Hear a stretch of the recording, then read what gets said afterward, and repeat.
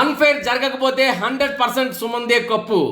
100% తప్పు చేసిన ఎమాన్యుల్ ఒప్పుకోక తప్పదు. Tanuja you really great. Tanuja, Kalyan మీ ఇద్దరికీ నా హృదయపూర్వక అభినందనలు. రీతు జుట్టుకు రుణం తీర్చుకున్న సంజన చీరలు. డిమాండ్ నువ్వు ఇంటికెళ్ళాక ఉంటది. తెలుగు వారిని గెలిపించాలి అంటే మన ఒక్క తెలుగు బిగ్ బాస్ లోనే సాధ్యం. ఆలోచించండి.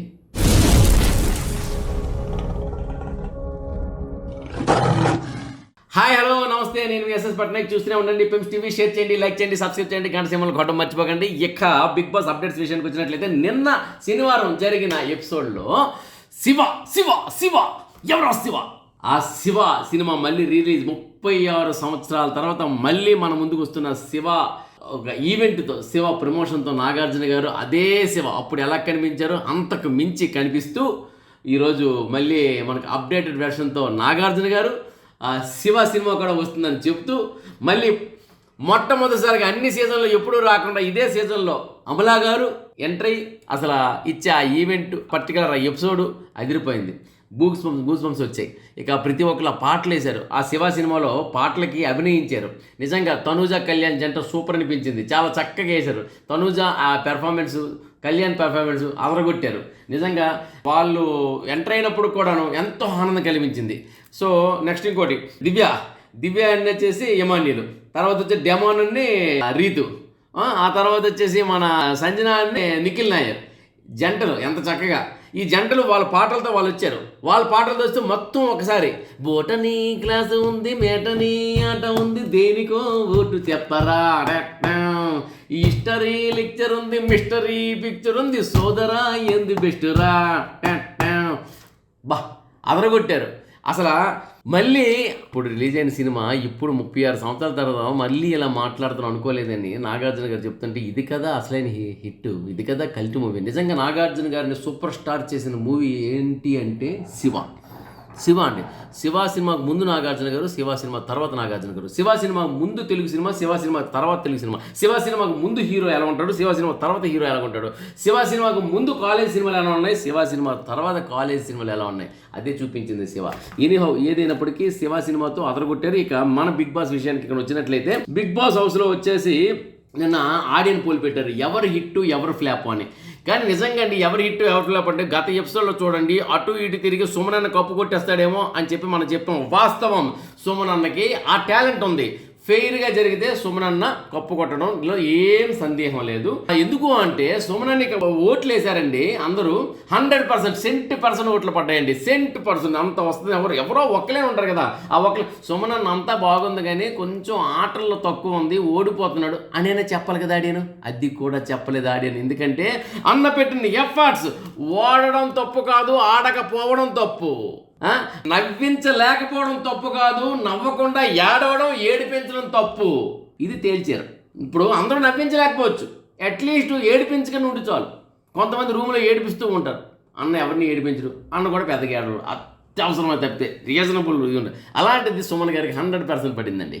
ఇక నెక్స్ట్ ఏమండి, తర్వాత నేను ఏ మాట మాట్లాడినా ఇది మా అభిమాని కోసమే కదా మీరు అంటున్నారు అనుకుంటారు. మీరు నేను ఎవరి అభిమాని కోసం కాదండి. మీ మనసు చెప్తుందంటే సుప్రీంకోర్టు జడ్జి కన్నా గొప్పది మన మనసు. మన మనసులో ఎవరైనా నా మాటలు గుర్తొచ్చారనుకుంటే అది మీ కర్మ, అది వాళ్ళ కర్మ, అది మీతో వాళ్ళకు ఆలోచన. నేను ఎవరిని కామెంట్ చేయట్లేదు చూడండి. తర్వాత ఇక ఎమాన్యుల్ సెకండ్ పొజిషన్లో ఎమాన్యుల్ వచ్చారంటే మరి ఆడియన్స్ చేసిన ఓట్లు అలా ఉన్నాయి ఎమాన్యుల్కి.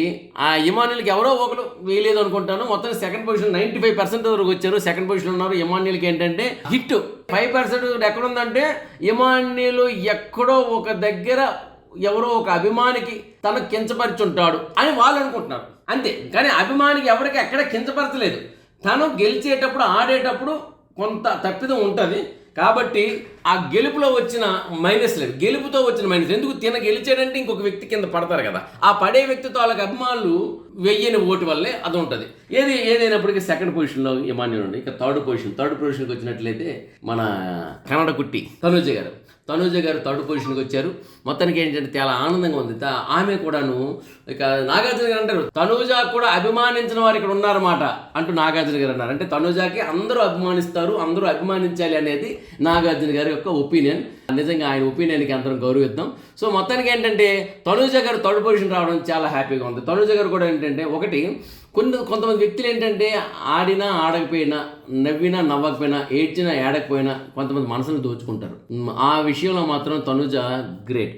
ఎందుకంటే నేను ఎప్పుడు ఎవరికైనా గ్రేట్ అని చెప్తాను. ఎందుకంటే ఆ పర్టికులరు టాస్క్లోని, ఓ పర్టికులర్ బిహేవియర్లోని, ఆ పర్టికులర్ మెంటాలిటీలో కొంతమంది కరుణ రసంలో గ్రేట్, మరికొంతమంది శాంతి రసంలో గ్రేట్, మరికొంతమంది శృంగార రసంలో గ్రేట్, మరికొంతమంది హాస్య రసంలో గ్రేట్, మరికొంతమంది బీభత్సంలో గ్రేట్, మరికొంతమంది భయానకంలో గ్రేట్, మరికొంతమంది వచ్చేసి జుగుప్సాకరంలో గ్రేట్. ఇలా చెప్పుకుంటూ వెళ్తుంటే ఒక్కొక్కరు ఒక్కో దాంట్లో గ్రేట్ ఉంటారు. ఆ గ్రేట్లోనే వాళ్ళకి ఫేట్ ఉంటుంది, రేట్ వస్తుంది. మొత్తానికి ఏంటంటే ఆ విధంగా ఏంటంటే తనూజ గారు థర్డ్లో వచ్చారు.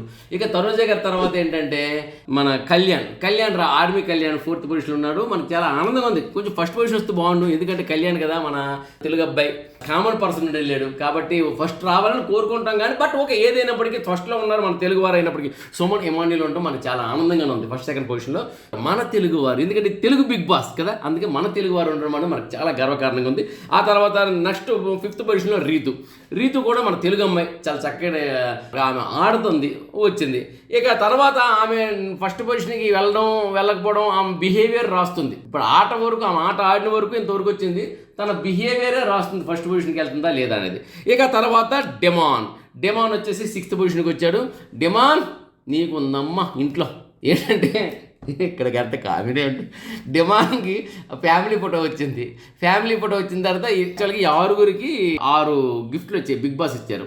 6 గిఫ్ట్లు ఏంటంటే టాప్ 6లో ఉన్న వాళ్ళకి రేటింగ్లో సుమన్కి ఇచ్చారు. సుమన్ నీకు డైరెక్ట్ కంటెండర్వి నెక్స్ట్ కెప్టెన్షిప్కి అంటే థ్యాంక్ యూ బిగ్ బాస్ అన్నారు. అయితే దానికోసం ఏంటంటే బర్నీ గారిది ఒకటి సాక్రిఫై చేయాలి అని చెప్పన్నారు. బర్నీ గారు ఫ్యామిలీ మీట్ని సాక్రిఫై చేస్తే నువ్వు డైరెక్ట్ కంటెండర్ అన్నారు. సో బర్నీ గారు మొన్నే ఇల్లు వచ్చారు కదా, వారం రోజులు ఇంటికి వెళ్ళి వచ్చారు కదా, ఫ్యామిలీని చూశారు కదా, మళ్ళీ ఆయనకి ఎందుకు ఫ్యామిలీ మీటు అనుకొని ఓకే సార్ అనొచ్చు సుమన్. కానీ సుమన్ లేదండి, నేను ఆడి కెప్టెన్సీ గెలుస్తాను, బర్నీ గారి ఫ్యామిలీ మీట్ని రద్దు చేయొద్దు అన్నాడు సుమన్. అది కదండి బర్నీ అన్న, మొన్నే నువ్వు వెళ్ళొచ్చావు కదా, ఫ్యామిలీని చూసావు కదా, నేను డైరెక్ట్ కెప్టెన్ కంటెండర్ అన్న అనుంటే తప్పేం లేదు. కానీ అలా అనకుండా ఆయన ఆడి గెలుస్తాను అన్నాడు. చూశారు, హ్యాట్స్ ఆఫ్ సుమన్కి. ఆడి గెలుస్తాను, ఇప్పుడు ఎంత చక్కని పదం ఉపయోగించాడండి. దట్ ఈస్ సుమన్ అన్న, గ్రేట్. అందుకనే ఆయన్ని తీసుకొచ్చి ఆ 100 స్థానంలో నిల్చోబెట్టింది సుమన్ని. 100 మార్కులు హిట్, సక్సెస్ రేట్ ఎక్కువ సుమన్ది. బర్నీ గారు కూడా హ్యాపీ ఫీల్ అయ్యి హత్తుకున్నారన్నమాట. సో దాని తర్వాత బర్నీ గారి తర్వాత ఇంకొకటి ఇక ఇమాన్యుల్ విషయానికి వచ్చినట్లయితే ఇమాన్యుల్కి వచ్చేసి తనకు కూడా గిఫ్ట్ ఇచ్చారు. ఏంటా గిఫ్ట్ అంటే తన గర్ల్ ఫ్రెండ్ నుండి వాయిస్ వచ్చింది, ఆ వాయిస్ వల్ల నువ్వు వింటావా అని. వింటాను అన్నారు. అయితే వింటే గౌరవ్ నా పవర్ వచ్చేసి పోతుంది, అది పోయినా పర్వాలేదంటే విను అన్నారు. ఈ ఒక్క విషయంలోనే ఇమాన్యుల్ చాలా తప్పు చేసేది అనిపిస్తుందండి. వాస్తవం మాట్లాడుకుందాం, మనం అవాస్తవాలకు వెళ్ళొద్దు. ఎందుకంటే మన తెలుగు అబ్బాయి కదా, నువ్వు సూపర్ ఇమాన్యుల్ అన్న అని అనడం అనేది చాలా తప్పు. మనకేంటంటే నేను అలా అనే మనిషిని కాదు. ఎందుకంటే నెక్స్ట్ చెప్తాను. ఇప్పుడు ఇమాన్యుల్ వచ్చేసి సరే మిగతా వీళ్ళు ఎలా సాక్రిఫై చేశారో తనకు వచ్చిన పవర్ అది. ఆ పవర్లో ఎప్పుడైనా బిగ్ బాస్కి అడిగి మాట్లాడుకోవచ్చు గౌరవ్ గుప్తాకి. మరి ఆ గౌరవ్ గుప్తా పవర్ని పోతుంది కదా. సరే అని సాక్రిఫై చేస్తుంటే గౌరవ్ గుప్తా ఇంకేదైనా సాక్రిఫై చేసి ఉండేవాడు కదా భవిష్యత్తులో మన ఇమాన్యుల్కి. కానీ ఇమాన్యుల్ ఆ ఒక్క విషయం అంటే ఒక ఇన్నాళ్ళు ఫోన్ కాల్ వెనకన్నా ఉన్నాడు కదా ఇమాన్యుల్. దాన్ని ఏమంటారంటే విరహ వేదన అని అంటారు, ఉంటుంది. కానీ ఒక్కసారికి వినకపోతే పర్వాలేదు సరే అనుకుంటే తప్పులేదు. ఎందుకంటే ఒక వ్యక్తిని తప్పించి గెలవడం వేరు, ఆయన కోరికల్ని డిలీట్ చేయడం, ఆయనకున్న పవర్ని యుద్ధంలో పవర్ని డిలీట్ చేయడం వేరు. ఇక్కడ ఏంటంటే ఒక గిఫ్ట్, బహుమతి ఎప్పుడు ఒకరికి తెగ్గొట్టి ఈయనకు వచ్చేలా ఉండకూడదు. గెలుపు తెగ్గొట్టాలి, బహుమతి ఇంకొక వ్యక్తిని తెగ్గొట్టకూడదు. ఇది బహుమతిలో తెగ్గొట్టడం అనేది చాలా తప్పుగా అనిపించింది. ఇమాన్యుల్ అన్న కొంచెం ఈ ఒక్క విషయంలో ఆలోచించి బహుమతిలాగే తీసుకుంటూ బాగున్ను. పక్క వ్యక్తి పవర్ని తెగ్గొట్టి ఇతను గెలవచ్చు, పక్క వ్యక్తి పవర్ని తెగ్గొట్టి ఈయన బహుమతి తీసుకోకూడదు. ఇది బహుమతికి గెలుపుకునే చిన్న తేడా. మరి ఇమాన్యుల్ అన్న ఈ ఒక్క విషయం తప్పు చేశాడు. సారీ అన్న, ఇది తప్పు అని చెప్పడం తప్పదు, నువ్వు తప్పు చేసావు. అభిమానులు కూడా అర్థం చేసుకోండి. ఇక నెక్స్ట్ తనుజ గారికి వచ్చినప్పటికీ థర్డ్ పొజిషన్ వచ్చాక ఆమెకు కూడాను బిగ్ బాస్ ఫ్యామిలీ ఫోటో పంపిస్తున్నాను, ఫ్యామిలీ వాయిస్ ఇస్తున్నాను, ఎందుకంటే సిస్టర్కి పెళ్లి జరుగుతుందని చెప్పారు. ఆ విషయంలో ఆమె యాజ్ యూజువల్గా ఎక్కువగా ఆమె ఎఫెక్షన్గా ఫీల్ అయ్యారు, కంటెంట్ తరి కనిపించింది. నెక్స్ట్ ఇంకోటి ఏంటంటే ఆమె ఒకవేళ ఆ ఫ్యామిలీ దగ్గర ఉన్న మెసేజ్ని తీసుకోవాలనుకుంటే కళ్యాణ్ అనే వ్యక్తి నామినేట్ అవుతాడు ఎవ్రీ ఎపిసోడ్లో కూడా, ఎవ్రీ వీక్లో కూడాను. కెప్టెన్ అయినా సరే అతనికి మాత్రం ఇమ్యూనిటీ పవర్ ఉండదు. దీనికి ఓకేనా అని అడిగారు. వెంటనే ఇమీడియట్లీగా ఎంత రిక్వెస్ట్ చేసినా ఎంత చెప్పినా నాగార్జున గారు ఆమె ఒకటే మాట మీద స్టాండ్ అయింది, ఏంటంటే కళ్యాణ్ పవర్ నాకు పోగొట్టు ఇష్టం లేదు. ఇక్కడ తనుజ గ్రేట్ అనిపించింది నిజంగా.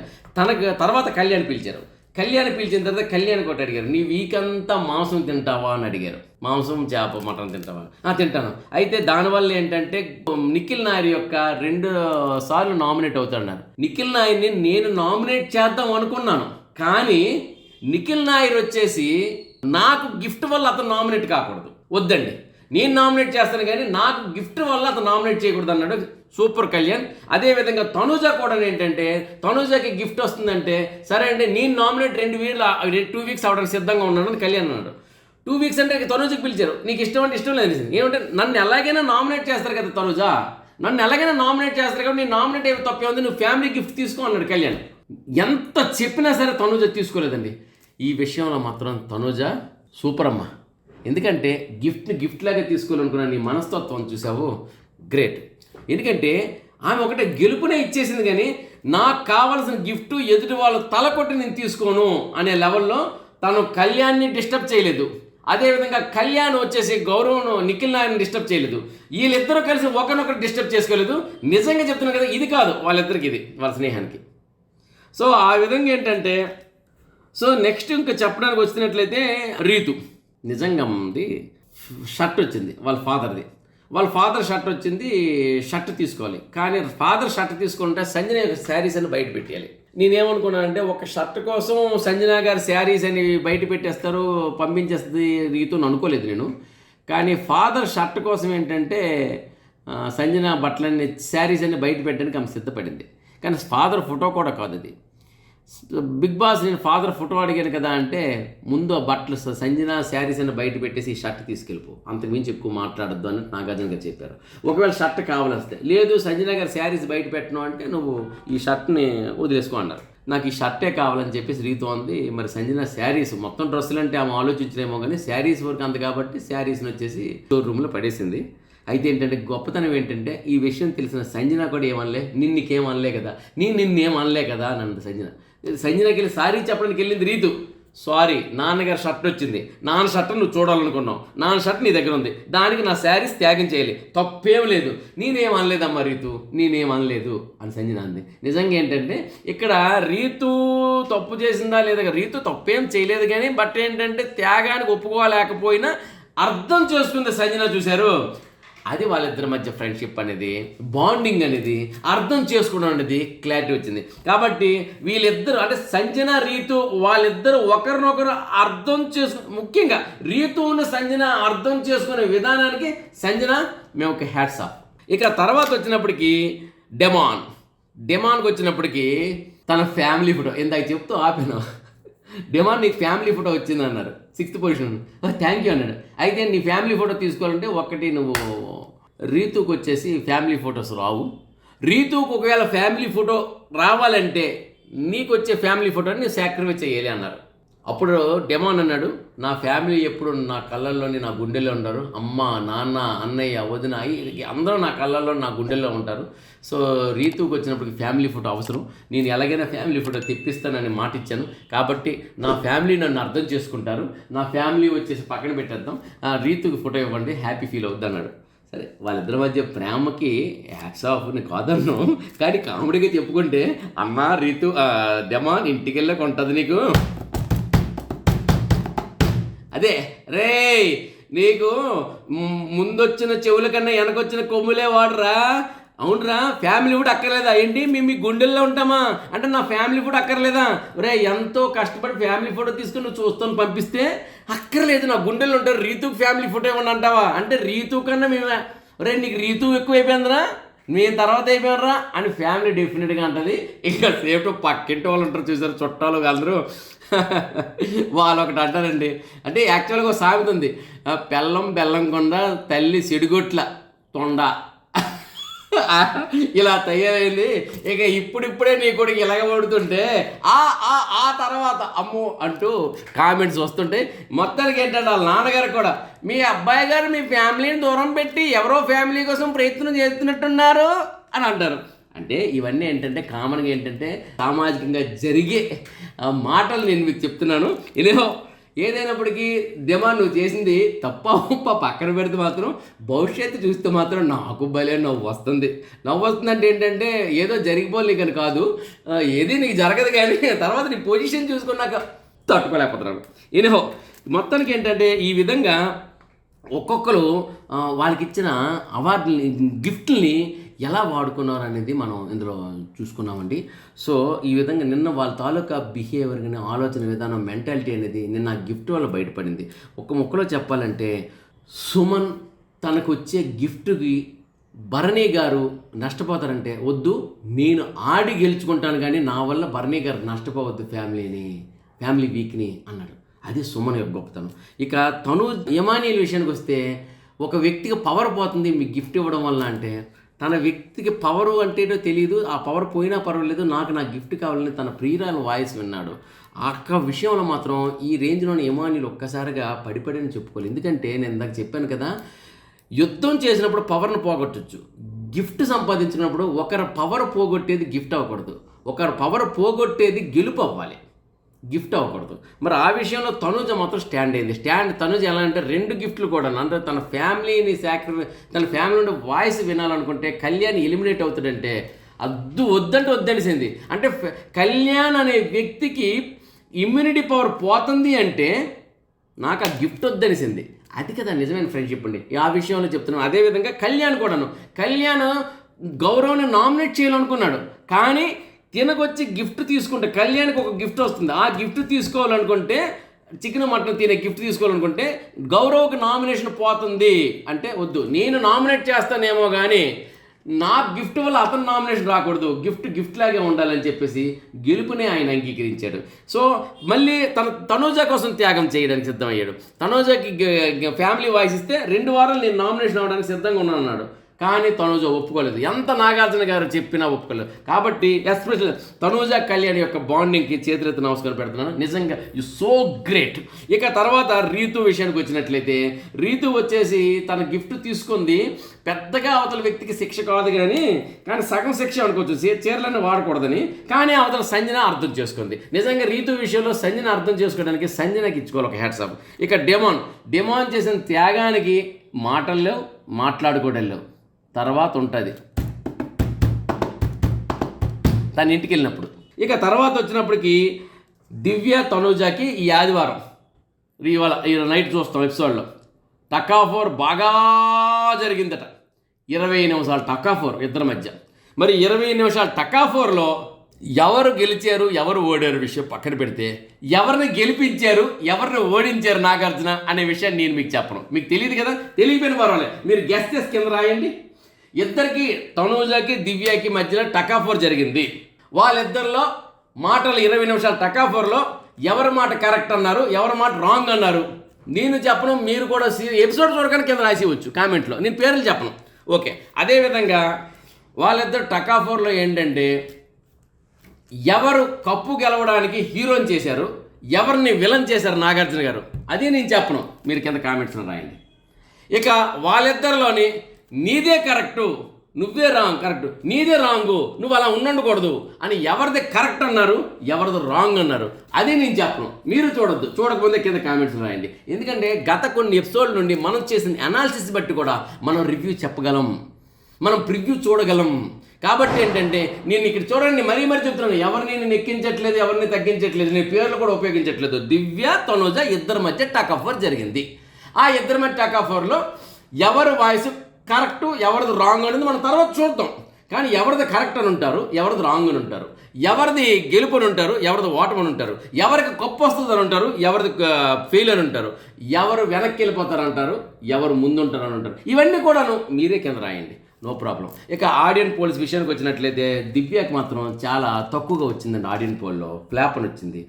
ఇంతవరకు దివ్య ఆడిన ఆట చాలా బాగానే ఉంది, కానీ ఆమెకు ఒక్కసారిగా ఎందుకు ఫ్లాప్ వచ్చిందంటే ఒక చిన్న బంధం ఆమె ఉపయోగించింది. ఆమె వదిలేయాలండి.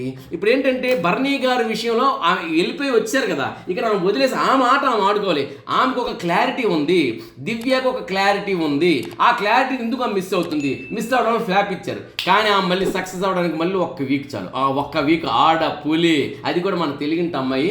నిజంగా తెలుగింటి అమ్మాయికి కప్పు రావాలని మనం మనస్ఫూర్తిగా కోరుకుందాం. ఎందుకంటే ఇది తెలుగు బిగ్ బాస్. మన తమిళ బిగ్ బాస్లోని మన తెలుగు అమ్మాయిలు కప్పు కొట్టలేదు, కన్నడం బిగ్ బాస్లోని మన తెలుగు అమ్మాయి కప్పు కొట్టలేదు, మలయాళం బిగ్ బాస్లోని మన తెలుగు అమ్మాయి కప్పు కొట్టలేదు, అదేవిధంగా హిందీ బిగ్ బాస్లోని మన తెలుగు అమ్మాయి కప్పు కొట్టలేదు. మన తెలుగు అమ్మాయి తెలుగులోని కూడా కప్పు కొట్టలేదు. ఎందుకంటే తెలుగు 2 రాష్ట్రాలు ఉన్నాయి కదా, మళ్ళీ ఇక్కడ కూడా వచ్చేసి ఆ రాష్ట్రం అమ్మాయిని వీళ్ళు, ఈ రాష్ట్రం అమ్మాయి వాళ్ళు. అందుకని ఏ గొడవ లేదని ఈ తెలుగు రాష్ట్రాలకి ఒకైనా ఇతర రాష్ట్రాలు తీసుకొచ్చేస్తారు. ఎందుకంటే ఈ తెలుగు రాష్ట్రాలు 2 కొట్టుకోకూడదని. ఇది బిగ్ బాస్కి ఎంత క్లారిటీ అని చూశారు. కానీ మనం మాత్రం 2 రాష్ట్రాలు అనుకోకుండా మన తెలుగు అమ్మాయి అనుకొని మనం ప్రవర్తిస్తే మన దివ్యానికి తగ్గి మాత్రం నిజంగా కప్పు రాగలిగిన సత్తా ఉంది. అందుకనే బిగ్ బాస్ 2 వారాల తర్వాత కూడా దివ్యాన్ని ఎందుకు పంపించాడు? అందరూ ఓట్లు తక్కువ వేశారు, హౌస్లో అందరూ తక్కువ వేశారు, అయినా బిగ్ బాస్ ఎందుకు పంపించాడు తెలుసా? ఈ తెలుగు అమ్మాయికి పవర్ ఉందని. మరి అలాంటి తెలుగు అమ్మాయికి మన ఎంకరేజ్తో ఇంకా పవర్ తెప్పించాలి. ఆ తెలుగు అమ్మాయి చేసిన ఏ కరెక్ట్ తప్పును కూడా ఒప్పు అంటారు కొంతమంది, కానీ నేను ఇక్కడ ఏమంటానంటే ఆమె చేసిన తప్పును తప్పు అందాం, ఒప్పుని ఒప్పు అందాం. ఎందుకంటే ఇక్కడ ఎవరు తొత్తు కాదండి. ఎందుకంటే నన్ను ఎవరు డబ్బిచ్చి కొనలేరు. చాలామంది కాకమ్మ కథలు అంటారు డబ్బిచ్చి కొన్నామని. నా స్థాయి నేనెవరు అని తెలుసుకుంటే నాకు అవసరం లేదు. ఎందుకంటే వదిలే, తర్వాత ఎపిసోడ్లో మాట్లాడుకున్నాం దీని గురించి. మనం రివ్యూలు ఎందుకు చెప్తున్నామంటే ఏదో డబ్బు కోసం అని కాదు, ఇది ఒక సోషలాజికల్ థింకింగ్. బిగ్ బాస్ మీద చాలామంది దుమ్మెత్తి పోస్తున్నారు కాబట్టి అది కాదు, ఇది కూడా ఉందని చెప్పడానికే మనం చేస్తున్నాం. ఇక మిగతా విషయాలు అంటారా? నమస్తే, మళ్ళీ మేము ముందు ఉంటాను. చూస్తూనే ఉండండి పిఎమ్స్ టీవీ. షేర్ చేయండి, లైక్ చేయండి, సబ్స్క్రైబ్ చేయండి, గంట సింబల్ని గట్టిగా కొట్టండి. నేను మీ ఎస్ఎస్ పట్నాయక్.